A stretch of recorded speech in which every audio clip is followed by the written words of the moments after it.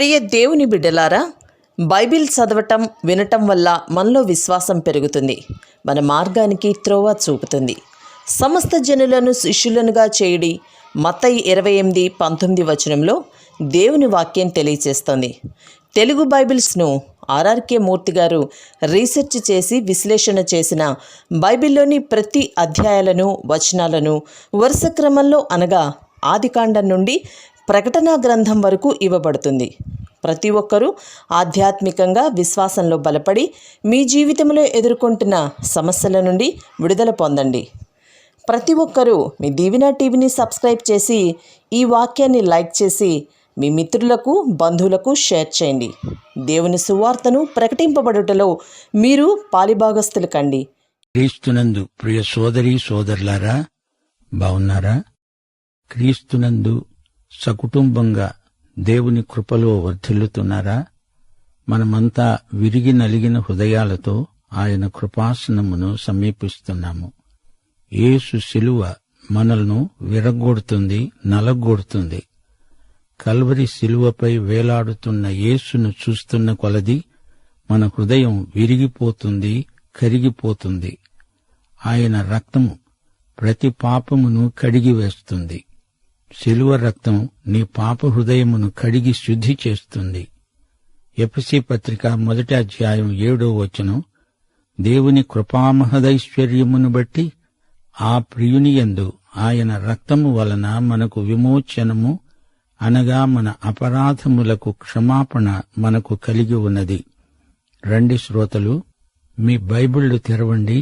ఈరోజు మన పాఠం లూకాసు వార్త 15వ అధ్యాయం. సావధానంగా వినండి. 1వ వచనం నుండి, ఒకప్పుడు సమస్తమైన సుంకరులు, పాపులు ఆయన బోధ వినడానికి ఆయన దగ్గరికి వస్తూ ఉండగా, పరిసయ్యులు, శాస్త్రులు అది చూచి ఇతడు పాపులను చేర్చుకొని భోజనము చేస్తున్నాడని చాలా సణుక్కున్నారు. అందుకాయన వారికి ఈ ఉపమానం చెప్పాడు. మీలో ఏ మనుష్యునికైనా 100 గొర్రెలు ఉండగా వాటిలో ఒకటి తప్పిపోయిన ఎడల అతడు 99 అడవిలో విడిచిపెట్టి తప్పిపోయినది దొరికే వరకు దానిని వెతకటానికి వెళ్ళడా? అది దొరికినప్పుడు సంతోషముతో దానిని తన భుజముల మీద వేసుకొని ఇంటికి వచ్చి తన స్నేహితులను, పొరుగువారిని పిలిచి, మీరు నాతో కూడా సంతోషించండి, తప్పిపోయిన నా గొర్రె దొరికింది అని వారితో చెబుతాడు గదా. అటువలే మారు మనస్సు అక్కరలేని 99 నీతిమంతుల విషయమై కలిగే సంతోషము కంటే మారు మనస్సు పొందే ఒక్క పాపి విషయమై పరలోకమందు ఎక్కువ సంతోషము కలుగుతుంది. ప్రియశ్రోతలు, ఈ అధ్యాయంలో 3 ఉపమానాలున్నట్లు అనిపిస్తుంది గాని ఈ 3 ఒకే సందేశం, ఒకే అంశం. తప్పిపోయిన కుమారుడు 3 విధాలుగా మనకు కనిపిస్తాడు. మొదటి ఉపమానంలో తప్పిపోయిన కుమారుడు తప్పిపోయిన ఒక గొర్రెకు పోల్చబడడం విశేషం. కాపరి యేసుక్రీస్తే. 100 గొర్రెలున్నా ఒక్కటి తప్పిపోయింది. ఆరంభంలో ఉన్న 100 తుది వరకు 100 ఉండాలి. ఒక్కటి తప్పిపోవటానికి వీల్లేదు. తప్పిపోయిన గొర్రె దొరికినప్పుడు సంతోషంతో దాన్ని తన భుజం మీదికి ఎక్కించుకుంటాడు. ప్రధాన యాజకుడు ధరించిన ఎఫోదు అంగీని చూడండి. 2 భుజాల మీద ఇశ్రాయేలు 12 గోత్రాల పేర్లుంటాయి. 6 కుడి భుజం మీద, 6 ఎడమ భుజం మీద. గొర్రె దొరికిందనే సంతోషంతో దాన్ని భుజం మీదికి ఎక్కించుకున్నాడంటే కుడి భుజం బలాన్ని, పరాక్రమాన్ని సూచిస్తుంది. కాపరి ఆనందానికి అవధులు లేవు. యేసు సుంకరులతో, పాపులతో భోంచేస్తున్నాడు, సహవాసం చేస్తున్నాడు అంటే ఒక కాపరిగా ఆయన తప్పిపోయిన ప్రతి గొర్రెను తెచ్చి తన మందులో చేర్చుకోవాలి కదా. అందుకే ఆయన వచ్చింది. మారుమనసు పొందే ఒక్క పాపి విషయమై పరలోకమందు ఎక్కువ సంతోషము కలుగుతుంది అన్నాడు ప్రభువు. అయితే పరిసయ్య గురువుల మనస్తత్వం విపరీతం. ఒక పాపి నశిస్తే దేవుడికి సంతోషం అని వారి వక్రభాష్యం. దానిని ప్రభువు ఖండిస్తున్నాడు. తప్పిపోయిన గొర్రెను కాపరి తెస్తున్నాడంటే ఊరు ఉగము ఎంతో ఆనందిస్తారు. అందరూ కనిపెట్టి తప్పిపోయిన గొర్రెతో కాపరి ఎప్పుడు వస్తాడా అని 1000 కండ్లతో ఎదురు చూస్తూ ఉంటారు. ఇక రెండో ఉపమానం, ఒక స్త్రీ నాణెం పోగొట్టుకుంది. ఆ నాణెం దొరికినప్పుడు ఆమెకెంతో సంతోషం. అది నాణెం కాదు, నాణెం రూపంలో ఉన్న కాసు. కాసుల పేరులో ఒకటి జారి పడిపోయింది. పెండ్లి కానుకగా ఆమె భర్త బహూకరించిన కాసుల పేరది. పరిశుద్ధాత్మ ప్రతి విశ్వాసిని పెండ్లి కుమారుడైన యేసుక్రీస్తుతో సంయుక్తపరుస్తాడు. పెండ్లి రోజున పెండ్లి కుమార్తె ఆయన ఎదుట పరిశుద్ధాలంకృత అయి కనిపించాలని పరిశుద్ధాత్మ ఆశయం. ఒక్క కాసు కోల్పోవడం ఆమెకిష్టముండదు. ప్రతి ఒక్కరూ ఆయనకు ఎంతో విలువైన వ్యక్తి. ప్రతి కాసు దాని స్థానంలో ఉంటేనే గాని అది కాసుల పేరు కాదు. 8వ వచనం, ఏ స్త్రీకైనా 10 వెండి నాణెములుండగా వాటిలో ఒక నాణెము పోగొట్టుకుంటే ఆమె దీపము వెలిగించి ఇల్లు ఊడ్చి అది దొరికే వరకు జాగ్రత్తగా వెతకదా? అది దొరికినప్పుడు తన చెలికత్తెలను పొరుగువారిని పిలిచి, నాతో కూడా సంతోషించండి, నేను పోగొట్టుకొనిన నాణెము దొరికింది అని వారితో చెబుతుంది గదా. అటువలే మారుమనస్సు పొందే ఒక్క పాపి విషయమై దేవుని దూతల ఎదుట సంతోషము కలుగుతుంది అని మీతో చెబుతున్నాను.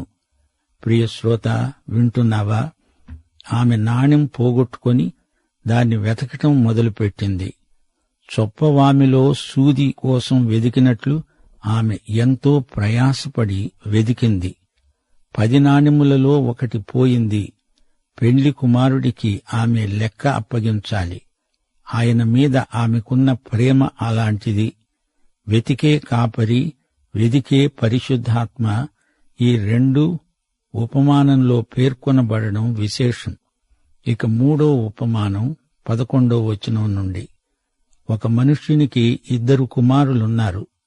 వారిలో చిన్నవాడు తండ్రిని అడిగాడు, తండ్రి, ఆస్తిలో నాకు రావలసిన భాగము ఇవ్వు. తండ్రి వారికి తన ఆస్తిని పంచిపెట్టాడు. కొన్ని దినములైన తరువాత ఆ చిన్న కుమారుడు సమస్తమును కూర్చుకొని దూరదేశానికి ప్రయాణమైపోయి అక్కడ తన ఆస్తిని దుర్వ్యాపారము వలన పాడు చేశాడు. అదంతా ఖర్చు చేసిన తరువాత ఆ దేశమందు గొప్ప కరువు రాగా వాడు ఇబ్బంది పడసాగి వెళ్లి ఆ దేశస్థులలో ఒకని చెంత చేరాడు. అతడు తన పందులను మేపడానికి పొలములోనికి అతణ్ణి పంపాడు. వాడు పందులు తినే పొట్టుతో తన కడుపు నింపుకోవడానికి ఆశపడ్డాడు. గాని ఎవ్వడూ వానికి ఏమీ ఇవ్వలేదు. అయితే బుద్ధి వచ్చినప్పుడు వాడనుకున్నాడు, నా తండ్రి వద్ద ఎంతోమంది పనివారికి అన్నము సమృద్ధిగా ఉన్నది. నేనైతే ఇక్కడ ఆకలికి చచ్చిపోతున్నాను. నేను లేచి నా తండ్రి వద్దకు వెళ్లి, తండ్రి, నేను పరలోకమునకు విరోధముగా నీ ఎదుట పాపం చేశాను. ఇక మీదట నీ కుమారుణ్ణి అనిపించుకోవడానికి యోగ్యుణ్ణి కాను. నన్ను నీ కూలివారిలో ఒకణ్ణిగా పెట్టుకో అని ఆయనతో చెబుతాను. ఈ విధంగా అనుకొని అతడు లేచి తండ్రి వద్దకు వచ్చాడు. వాడు ఇంకా దూరముగా ఉన్నప్పుడు తండ్రి వానిని చూచి కనికరపడి పరిగెత్తి వాని మెడమీద పడి ముద్దు పెట్టుకున్నాడు. అప్పుడు ఆ కుమారుడు ఆయనతో అన్నాడు, తండ్రి, నేను పరలోకమునకు విరోధముగా నీ ఎదట పాపం చేశాను. ఇక మీదట నీ కుమారుడను అనిపించుకోవడానికి యోగ్యుడను కాను. అయితే తండ్రి తన దాసులను చూచి అన్నాడు, ప్రశస్త వస్త్రము త్వరగా తెచ్చి వీనికి కట్టి, వీనికి చేతి ఉంగరము పెట్టి, పాదాలకు చెప్పులు తొడిగించండి. కొవ్విన దూడను తెచ్చి వధించండి. మనము తిని సంతోషపడుదాము. ఈ నా కుమారుడు చనిపోయి మరల బ్రతికాడు, తప్పిపోయి దొరికాడు. అంతట వారు సంతోషపడసాగారు. శ్రోతలు వింటున్నారా? అది ఒక కుటుంబం. తండ్రి ఈ ఉపమానంలో మొట్టమొదట పేర్కొనబడ్డాడు. తండ్రి మన పరలోకపు తండ్రి దేవుడు. ఆయనకు 2 కుమారులున్నారు. చాలామంది కుమారులున్నారు. వారిని 2 వర్గాలుగా విభజించి చిన్నవాణ్ణి ఒక గుంపుకు ప్రతినిధిగా, పెద్దవాణ్ణి మరో గుంపునకు ప్రతినిధిగా చూపుతున్నాడు. తండ్రి, అతని 2 కుమారులు ఈ ఉపమానంలో ప్రధాన వ్యక్తులు. ప్రేమ, ఆనందం, సహవాసం ఆ కుటుంబంలో ఉన్నాయి. అయితే చిన్న కొడుకు ఎందుకో ఎదురు తిరిగాడు. ఈ క్రమశిక్షణ నాకు వద్దు, నాకు స్వేచ్ఛ కావాలి, దూరాన కొండలు నున్నగా ఉన్నాయి, అక్కడ హాయిగా నా ఇష్టం వచ్చినట్లు బ్రతకొచ్చు అనుకున్నాడు. తండ్రితో వివాదం పెట్టుకున్నాడు. నా భాగం నాకిచ్చెయ్యి, వెళ్ళిపోతా అంటున్నాడు. తండ్రి ఇచ్చేశాడు. చిన్నవాడి చేతికి ఎంతో డబ్బు వచ్చింది. అతడు కష్టపడి సంపాదించిన డబ్బు కాదది, అంతా తండ్రి ఇచ్చిందే. అది స్వార్జితం కాదు, పిత్రార్జితం. అదంతా తీసుకొని అతడు దూరదేశానికి ప్రయాణమై వెళ్ళాడు. ఈ యువకుడు తన ఇష్టం వచ్చినట్లు బతికాడు. తనకున్నదంతా దుర్వ్యయం చేశాడు. డబ్బుతో కొనగలిగినవి కొన్నాడు, తినగలిగినవి తిన్నాడు. దుర్వ్యసనాలకు అంతా ఖర్చు చేశాడు.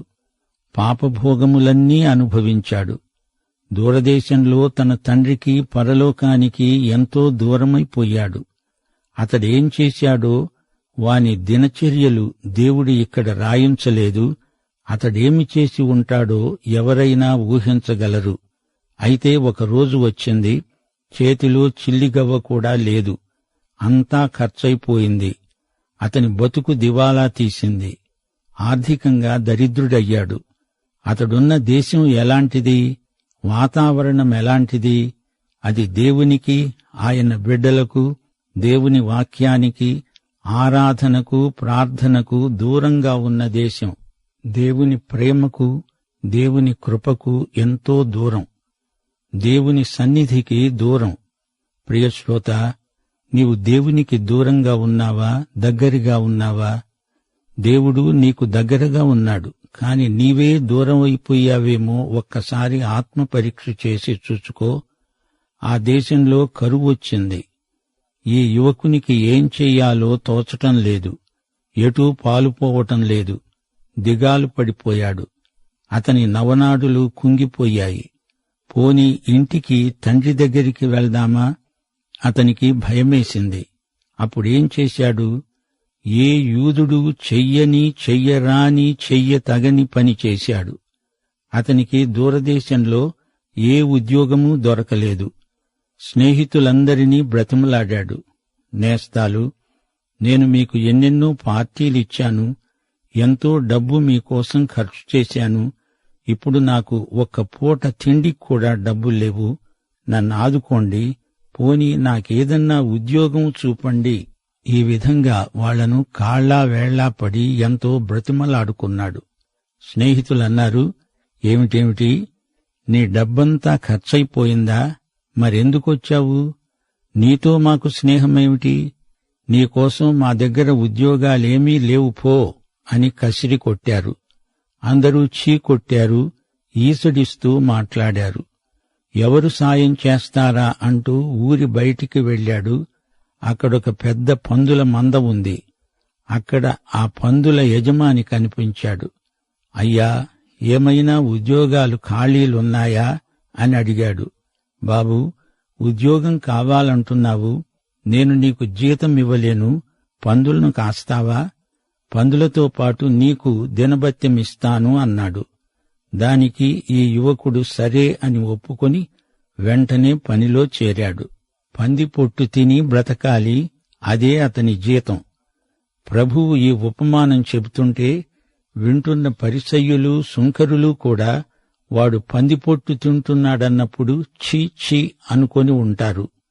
ఒక యూదుడు, ఇశ్రాయేలీయుడు పందులతో బతికే హీనస్థితికి దిగజారడం ఎవరూ ఊహించలేరు. మోషే ధర్మశాస్త్రం ప్రకారం పంది నిషిద్ధ జంతువు. ఈ యువకుడు ఎంత నీచ స్థితికి దిగజారాడో చూడండి. శ్రోతలు వింటున్నారా? ఒక పాపి రక్షణ పొందే విషయం కాదిది. ఇతడు తన తండ్రితో జీవించినప్పుడు అతడు కుమారుడు, పాపికాడు. దూరదేశానికి వెళ్ళాడు, అయినా అతడు కుమారుడే. అతడు పందుల మధ్య ఉన్నాడు గాని అతడు కుమారుడే. అతడు పంది కాడు అని ఇట్టే గుర్తించగలం. అతడు తండ్రికి కుమారుడు కాకుండా పోడు, కాని అతడిప్పుడు తప్పిపోయిన కుమారుడు, భ్రష్టుడైన కుమారుడు. ఈ ఉపమానంలో తండ్రి హృదయం ఎలాంటిదో చూపబడింది. దేవుడు పాపిని రక్షిస్తాడు, నిజమే. దేవుడు తప్పిపోయిన కుమారుడు వస్తే చేర్చుకుంటాడు కూడా. ఇదే సత్యాన్ని ఈ ఉపమానం మనకు బోధిస్తున్నది. పందిపొట్టు తింటున్న అతనికి ఎవ్వడూ ఏమీ ఇవ్వలేదు. దూరదేశంలో అతనికి నమ్మకమైన స్నేహితుడు ఒక్కడూ లేడు. ఎవడూ అతనికి ఏమీ ఇవ్వలేదు. పందుల మధ్య ఉన్న ఈ వ్యక్తి తండ్రికి దూరం, అందరికీ దూరం. ఇంతవరకు తనకు స్నేహితులుగా నటించిన వారు కూడా దూరం. ప్రియ శ్రోతలు, వింటున్నారా? అతనికి ఒకరోజు బుద్ధి వచ్చింది. తన నిజస్థితిని అతడు చూడగలిగాడు. తనను తానే కనుగొన్నాడు. తనకు తానే బుద్ధి చెప్పుకుంటున్నాడు. అదే బుద్ధి రావటమంటే. నాకు తండ్రి ఉన్నాడు, ఆయన కుమారుణ్ణి నేను. బుద్ధి గడ్డి తిని దూరదేశానికి వచ్చాను. దూరం నుంచి చూచినప్పుడు ఇది మంచి దేశమనిపించింది. ఇది పాడు దేశం. నేను పాడైపోయాను. నా డబ్బు, నా ఆరోగ్యము, నా తలాంతులు అన్నీ పాడు చేసుకున్నాను అంటూ తనలో తానే కుమిలి కునారిల్లిపోయాడు. నా తండ్రి ఇంటిలో సేవకులు ఇప్పుడు నేనున్న స్థితి కంటే ఎంతో బాగా ఉన్నారు. వారు కడుపు నిండా అన్నం తింటున్నారు. నేనిక్కడ ఆకలికి చచ్చిపోతున్నాను. నేను ఆయన కుమారుణ్ణి. ఎందుకిక్కడ ఉన్నాను? ఇది నా స్థలం కాదు. ఇది నేను చెయ్యదగిన పని కాదు. ఇలా ఆలోచిస్తూ ఉండగా అతనికి పూర్తిగా బుద్ధి వచ్చింది. ఇప్పుడు తెలివైన తీర్మానం చేసుకున్నాడు. తండ్రి దగ్గరికి వెళ్లిపోవడానికి బయలుదేరాడు. ప్రయాణం ఆరంభించాడు. తన తండ్రి ఇంట్లో అనేక నివాసములున్నాయి. నా తండ్రి హృదయాన్ని నేనెంతో గాయపరిచాను. నా తండ్రి నన్ను క్షమిస్తాడా? పోని తనను కూలివారిలో ఒకనిగానైనా పెట్టుకోకపోతాడా అనుకుంటూ నడుస్తున్నాడు. ప్రియ శ్రోత, నిన్నొక ప్రశ్న అడగాలి. ఒకసారి రక్షించబడితే ఎప్పటికీ రక్షించబడ్డట్లేనా? అవును. రక్షణ తాత్కాలికం కాదు, శాశ్వత రక్షణ. రక్షించబడిన వ్యక్తి పాపంలో పడిపోగలడా? అవును, పడిపోగలడు. సరే, రక్షించబడిన వ్యక్తి పాపములో కొనసాగగలడా? కొనసాగలేడు. ఎందుకనగా అక్కడ తండ్రి నీకోసం నిరీక్షిస్తున్నాడు, కనిపెట్టి చూస్తున్నాడు. తండ్రి అనుకుంటున్నాడు, నా కుమారులందరూ నా దగ్గరికి వస్తారు. నా కుమారులు పందుల కొట్టంలో అట్టే కాలం ఉండలేరు. నా కుమారులలో నా స్వభావం ఉంది. పందుల స్వభావం నా కుమారులకు, నా కుమార్తెలకు గిట్టదు. నా ఇంటిలోనే వారికి ఆనందం, పందుల కొట్టంలో కాదు. నాతోనే నా బిడ్డలకు సహవాసం, పందులతో కాదు. నా కుమారుడు పందుల మధ్య ఎంతకాలమున్నా, ఎంత కంపు అంటించుకున్నా, ఎంత నీచానికి దిగజారినా ఒకరోజు బుద్ధి తెచ్చుకుంటాడు. తండ్రి ఇంటికి వెళ్లిపోతాను అనే బుద్ధి వచ్చి తీరుతుంది. పందులు నా దగ్గరికి రావు, నా కుమారులు నా దగ్గరికి వస్తారు, తప్పక వస్తారు. తండ్రి యొక్క సంకల్పం కుమారులపై ఒత్తిడి చేస్తుంది. ఇది నిజం. ప్రియ శ్రోత, నీవెక్కడున్నావు? నీ తండ్రి నీ రక్షకుడు, నీ విమోచకుడు. పరిశుద్ధాత్మ నిన్ను బలవంతం చేయటం లేదా? ఉన్నపాటున వచ్చెయ్యి. దేవుడు నిన్ను దీవించునుగాక. ప్రియ శ్రోత, మోషే ధర్మశాస్త్రం అవిధేయులైన కుమారులను రాళ్లతో కొట్టి చంపమంటుంది గాని ఇక్కడ తండ్రి తన కుమారుణ్ణి శిక్షించలేదు. ప్రేమతో కావిలించుకొని ముద్దు పెట్టుకున్నాడు. కుమారుణ్ణి ఉన్నపాటున అంగీకరించాడు. పందికంపు కొడుతున్నా అతన్ని ప్రేమతో ముద్దెట్టుకున్నాడు. దారి పొడుగునా తండ్రికి ఏం చెప్పాలా అని ఆలోచించిన మాటలు చెబుతున్నాడు. నీ కుమారుణ్ణి అనిపించుకోవడానికి తగను. ఆ తరువాత మాటను తండ్రి అతని నోట రానివ్వలేదు. కూలివాడివి ఎలా అవుతావు? నీవు కుమారుడివి. అవును, నా కుమారుడివి. నేను నీ తండ్రిని. 1 యోహాను 1 అధ్యాయం 9వ వచనం. మన పాపములను మనము ఒప్పుకొనిన ఎడల ఆయన నమ్మదగినవాడు, నీతిమంతుడు గనుక ఆయన మన పాపములను క్షమించి సమస్త దుర్నీతి నుండి మనలను పవిత్రులనుగా చేస్తాడు. తిరిగి వచ్చిన కుమారునికి ప్రశస్త వస్త్రాలు కట్టబెట్టారు. దానికి ముందు స్నానం చేయించారు. నడుముకు తువాలు కట్టుకున్న ప్రభువు తన వద్దకు వచ్చిన వారిని కడగటానికి సిద్ధంగా ఉన్నాడు. దూరదేశం నుంచి వస్తున్నావు, నిన్నాయన కడిగి శుద్ధి చేస్తాడు. నీతి వస్త్రం నీకిస్తాడు. ఉంగరం నీ వేలికి పెట్టి నీకు అధికారమిస్తాడు. పరలోకంలో తండ్రి కుడిపార్శ్వమున ఉన్న ప్రభువు ఈ రోజు వరకు తన ఆత్మ ద్వారా ఈ పరిచర్య చేస్తూనే ఉన్నాడు. ఆయన నిన్ను కడుగుతాడు. ఆయన నిన్ను క్షమిస్తాడు, చేర్చుకుంటాడు. సరే, ఇప్పుడు మరో తప్పిపోయిన కుమారుడున్నాడు. ఇతడు పెద్ద కొడుకు. అతడు అప్పుడు పొలంలో ఉన్నాడు. పొలము నుండి వస్తూ ఇంటి దగ్గరికి రాగా వాద్యములు, నాట్యము జరగటం విని దాసులలో ఒకణ్ణి పిలిచి, ఇవి ఏమిటి అని అడుగగా, ఆ దాసుడు అతనితో, నీ తమ్ముడు వచ్చాడు. అతడు తన వద్దకు సురక్షితముగా వచ్చినందున నీ తండ్రి కొవ్విన దూడను వధించాడు అన్నాడు. అయితే అతడు కోపపడి లోపలికి వెళ్లడానికి ఇష్టపడలేదు గనుక అతని తండ్రి వెలుపలికి వచ్చి లోపలికి రమ్మని బతిమాలుకున్నాడు. అందుకతడు తన తండ్రితో, ఇదిగో, ఇన్నేండ్ల నుండి నిన్ను సేవిస్తున్నానే, నీ ఆజ్ఞను నేనెన్నడూ మీరలేదే.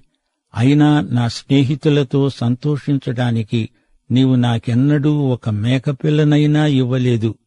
అయితే నీ ఆస్తిని వేశ్యలతో తినివేసిన ఈ నీ కుమారుడు రాగానే వీని కోసం కొవ్విన దూడను వధించావు అన్నాడు.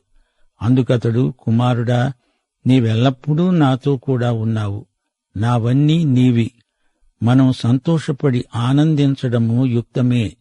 ఈ నీ తమ్ముడు చనిపోయి తిరిగి బ్రతికాడు, తప్పిపోయి దొరికాడు.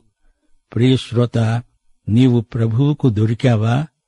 పాఠం ఇంతటితో సమాప్తం. ప్రభువైన యేసుక్రీస్తు వారి కృప, తండ్రి అయిన దేవుని ప్రేమ, పరిశుద్ధాత్మ యొక్క నిత్య సహవాసము మనకందరికీ తోడై ఉండునుగాక. ఆమేన్.